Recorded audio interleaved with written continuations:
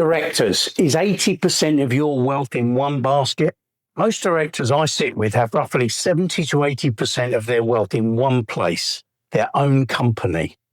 That's not necessarily a mistake. You built it, you control it, you understand it. It's completely understandable. But here's what most directors do not fully recognize. That concentration can create a specific risk, not just to the business, but to your personal financial future. Now, let me put this into perspective.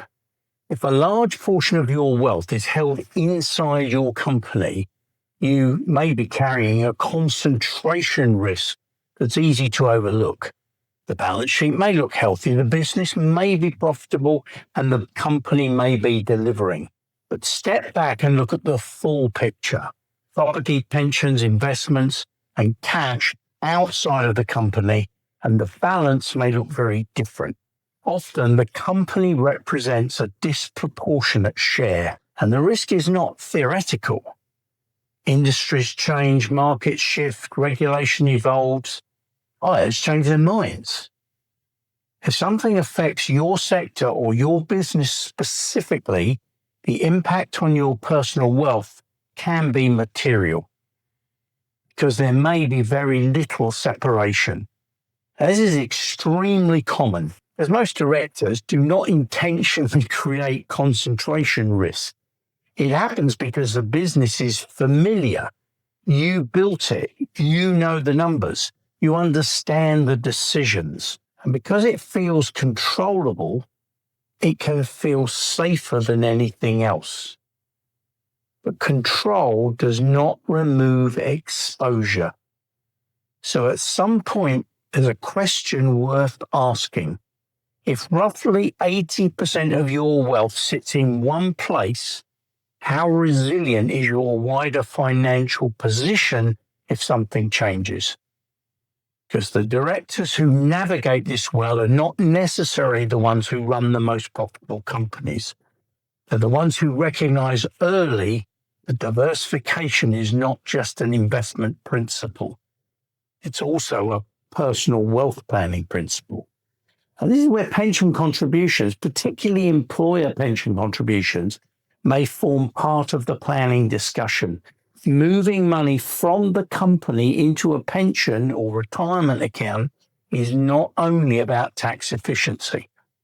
Where appropriate, it can also help move wealth from a concentrated business asset into a longer-term personal structure outside the company balance sheet. Under current rules, the standard pension allowance is £60,000 a year, although this can be lower depending on individual circumstances, such as tapering or previous pension access.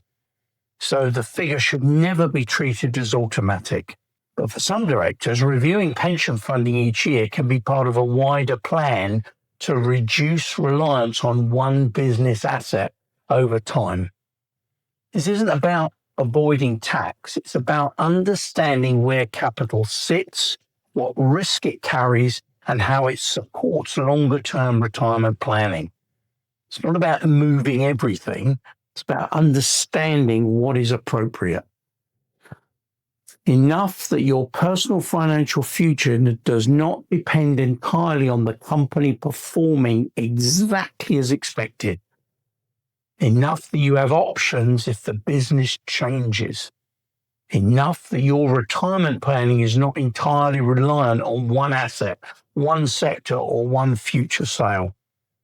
Company may still be a very important asset. The question is whether it should be the only asset doing the heavy lifting.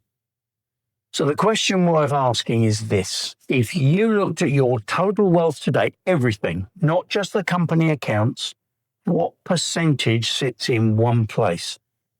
And is that percentage something you're comfortable with? If this kind of structured director-focused planning is useful, you may want to subscribe to the channel.